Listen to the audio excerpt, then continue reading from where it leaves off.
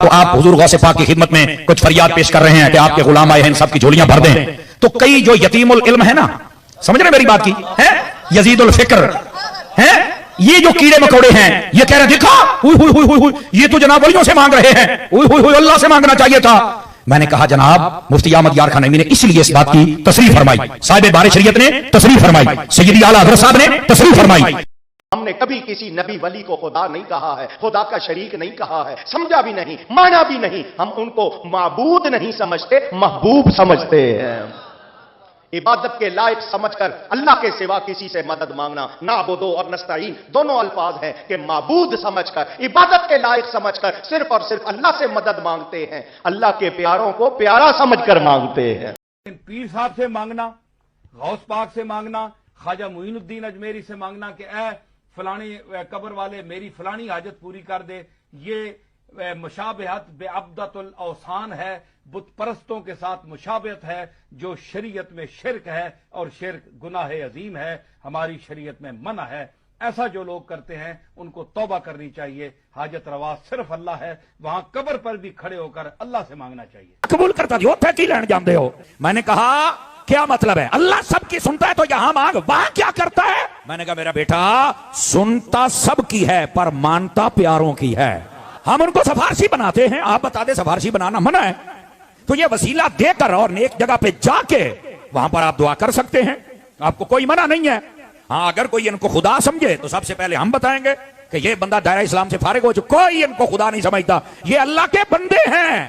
دوسری بات یہ کہ وہاں جانا اور اس بندے کا، اس ولی کا واسطہ پیش کرنا اللہ کی بارگاہ میں کہ یا اللہ یہ تیرا نیک بندہ ہے، میں اس کا واسطہ پیش کرتا ہوں، اپنے ایک نیک بندے کے صدقے میری حاجت پوری کر دے، اور اس کو کہنا کہ تم بھی اللہ کی بارگاہ میں میری سفارش کرو. ہمارا غوث رب نے بنایا ہے، ہمارا داتا رب نے بنایا ہے، یہ اللہ کی عطا سے ہے. اور کے سامنے جب انسان جھکتا ہے تو اس جھکنے کی دو قسمیں ہیں.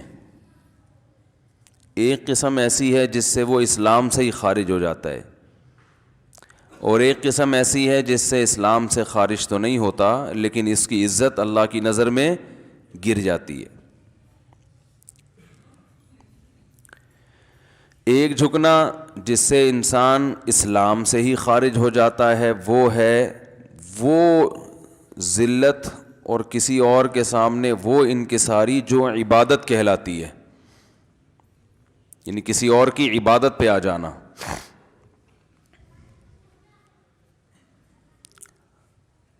عبادت کسے کہتے ہیں؟ کسی کے سامنے کسی کی ایسی تعظیم کرنا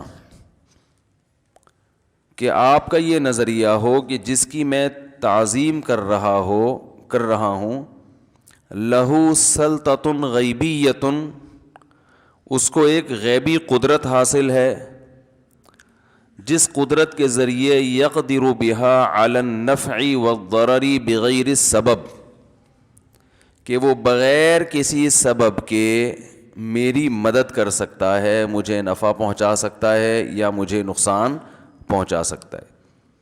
جب کسی کے بارے میں آپ کا یہ نظریہ ہوگا کہ یہ مجھے فائدہ پہنچا سکتا ہے اور نفع، اور یہ فائدہ اور نفع کسی لاجک کے تحت نہیں، ویسے ہی جب چاہے پہنچا سکتا ہے، اس جذبے کے ساتھ جب آپ کسی کی تعظیم کریں گے تو یہ تعظیم عبادت کہلائے گی.